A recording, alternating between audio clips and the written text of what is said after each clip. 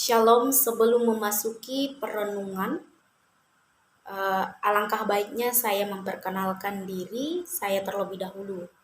Nama saya Risanita, NIM 1902120840, mahasiswa Teologi Kristen semester 5 kelas B. Di sini saya menyelesaikan sebuah tugas ujian semester, yaitu mata kuliah homiletika 2.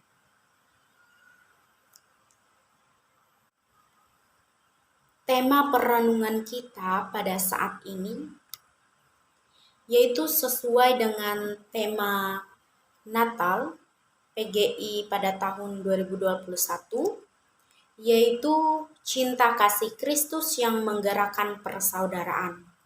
Saya mengangkat sebuah judul, yaitu kebenaran dan kasih persaudaraan, yang terdapat pada kitab Roma pasal yang ke-12 ayat 9 sampai yang ke-21. Kitab Roma pasal 12 ayat 9 sampai 21. Tetapi mari kita bersatu dalam doa. Kita mohon tuntunan penyertaan dari Tuhan, kita berdoa. Allah Bapa yang baik dan Maha Pengasih, kami bersyukur Tuhan atas napas kehidupan yang telah Tuhan berikan kepada kami sepanjang hari ini. Dan terima kasih juga Tuhan, Engkau selalu menyertai kami, membimbing, memelihara kehidupan kami, sehingga pada saat ini Tuhan kami dapat berkumpul di tempat ini, yaitu merayakan hari kelahiran anakmu Yesus Kristus yang rela mati dan bangkit ke sorga, yaitu menebus dosa manusia. Dan pada saat ini Tuhan, kami ingin mendengarkan dari sebagian isi firman-Mu. Biarlah apa yang telah kami dengar dan kami simak selalu bertumbuh di dalam kehidupan kami. Dan berkati juga hamba-Mu yang akan menyampaikan kebenaran firman-Mu. Mampukanlah hamba berkata-kata dengan baik seturut dengan kehendak-Mu. Berfirman ya Tuhan, karena kami anak-anak-Mu siap untuk mendengarkannya. Amin. Kitab Roma pasal yang ke-12 ayat 9 sampai ayat yang ke-21. Dengan perikop nasihat untuk hidup dalam kasih. Hendaklah kasih itu jangan pura-pura. Jauhilah yang jahat dan lakukanlah yang terbaik. Hendaklah kamu saling mengasihi sebagai saudara dan saling mendahului dalam memberi hormat. Janganlah hendaknya kerajinanmu kendor, biarlah rohmu menyala-nyala dan melayani Tuhan. Bersukacitalah dalam pengharapan, sabarlah dalam kesesakan, dan bertekunlah dalam doa. Bantulah dalam kekurangan orang-orang kudus dan usahakanlah dirimu untuk selalu memberi tumpangan. Berkatilah siapa yang menganiaya kamu, berkatilah dan jangan mengutuk. Bersukacitalah dengan orang yang bersukacita, dan menangislah dengan orang yang menangis. Hendaklah kamu sehati sepikir dalam hidupmu bersama. Janganlah kamu memikirkan perkara-perkara yang tinggi, tetapi arahkanlah dirimu kepada perkara-perkara yang sederhana. Janganlah menganggap dirimu pandai, janganlah membalas kejahatan dengan kejahatan. Lakukanlah apa yang baik bagi semua orang, sedapat-dapatnya. Kalau hal itu bergantung padamu, hiduplah dalam perdamaian dengan semua orang. Saudara-saudaraku yang kekasih, janganlah kamu sendiri menuntut pembalasan, tetapi berilah tempat kepada murka Allah. Sebab ada tertulis, pembalasan itu adalah hakku. Akulah yang akan menuntut pembalasan, firman Tuhan. Tetapi jika seterumu lapar, berilah dia makan. Jika ia haus, berilah ia minum. Dengan berbuat baik demikian, kamu menumpukan bara api di atas kepalanya. Janganlah kamu kalah terhadap kejahatan, tetapi kalahkanlah kejahatan dengan kebaikan. Amin untuk firman Tuhan. Shalom sidang jemaat yang dikasihi Tuhan Yesus Kristus. dan sidang raya Natal yang ada di tempat ini. Natal adalah sukacita yang luar biasa, yang dimana di dalam kehidupan kita penuh sukacita ketika merayakan hari Natal. Natal adalah kelahiran Yesus Kristus ke dunia, yaitu menebus dosa kita manusia. Ia rela mati di kayu salib dan bangkit ke sorga demi menebus dosa kita. Ketika memasuki bulan Desember, sudah terasa suasana Natal yang penuh sukacita, yang dimana kita dapat berkumpul bersama-sama keluarga besar. Rasa sukacita itu tidak bisa terbandingi oleh apapun. Dengan dasar iman, pengharapan, dan kasih, kita untuk hidup dalam kebenaran dan kasih persaudaraan. Kita semua harus mengendalikan pikiran dan waspada terhadap segala sesuatu, serta selalu meletakkan pengharapan sepenuhnya pada masa yang akan datang. Pengharapan akan kemuliaan itu harus mendorong kita hidup untuk ketaatan kepada Tuhan Yesus dengan tidak membiarkan segala hawa nafsu, rasa iri dengki yang menguasai kita seperti saat kita dalam kegelapan dosa. Jangan pernah kita merasa iri terhadap sesuatu yang orang lain punya, tetapi kita belum mempunyai hal tersebut. Kita mesti hidup dalam kudus, sebagaimana Allah adalah kudus, dan itu dapat kita lakukan dengan menjauhi segala kejahatan dan dosa. Kasih Kristus sebagai tali mengikat persaudaraan kita.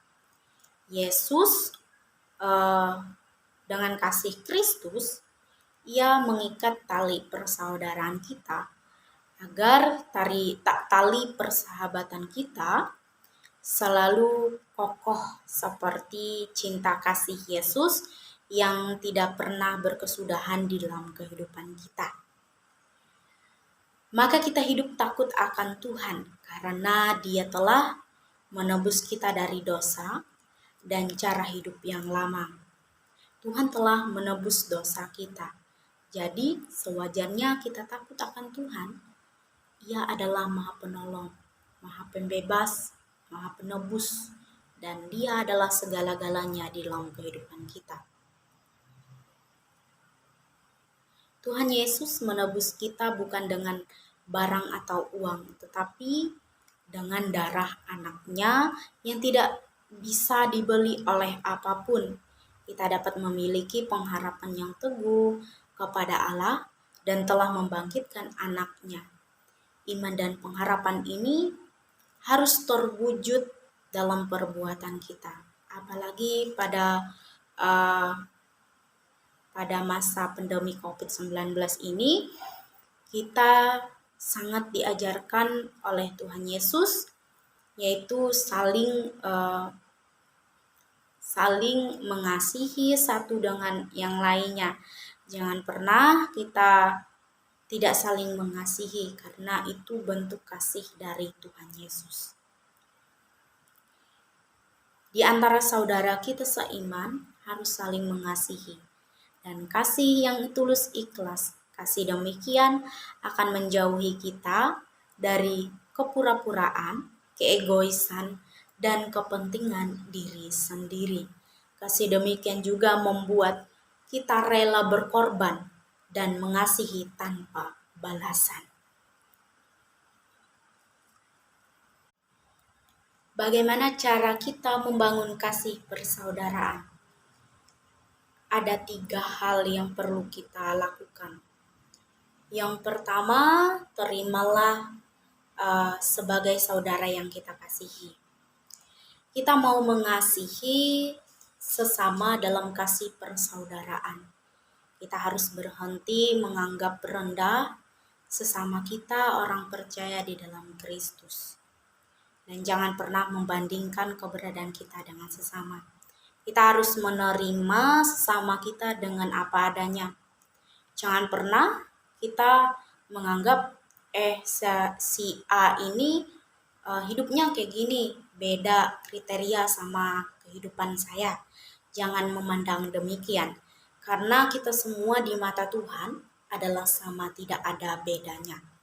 Demikian juga kita harus menerima sesama manusia, sesama kita, dan kita selalu saling mengasihi seperti kasih Yesus yang tidak berkesudahan kepada kita. Yang kedua, mengasihi saudara seiman selama-lamanya.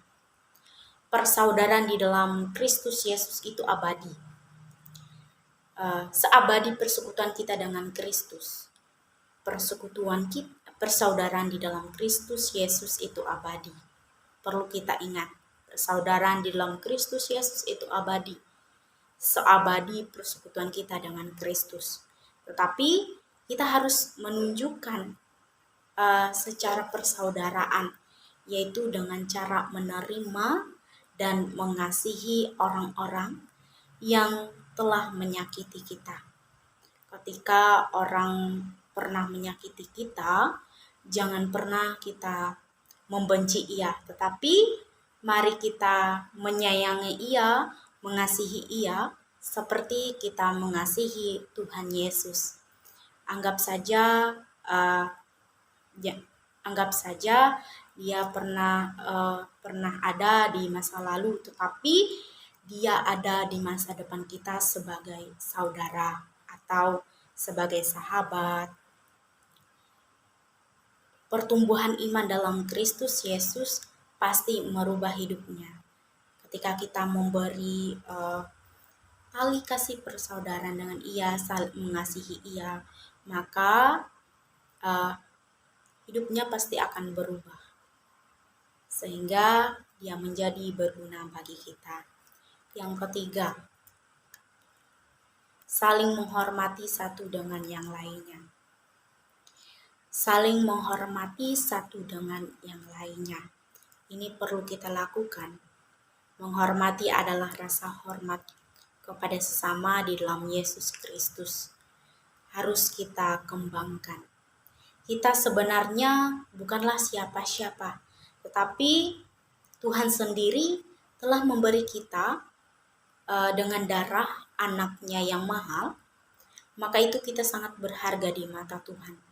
Demikian juga kita sesama manusia atau sesama orang Kristen, kita harus saling menghormati satu dengan yang lainnya. Karena kita pun harus menghargai nilai sesama saudara seiman.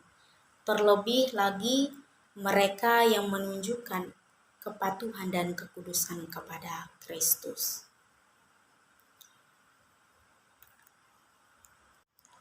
Kita yang sudah mendapatkan anugerah keselamatan yang begitu luar biasa dari Tuhan, itu sudah sewajarnya menghargai dan membalas kasih Tuhan. Oleh sebab itu, kita juga mesti hidup dalam kebenaran dan mewujudkan iman kita dengan saling menghargai, mengasihi, menerima kekurangan,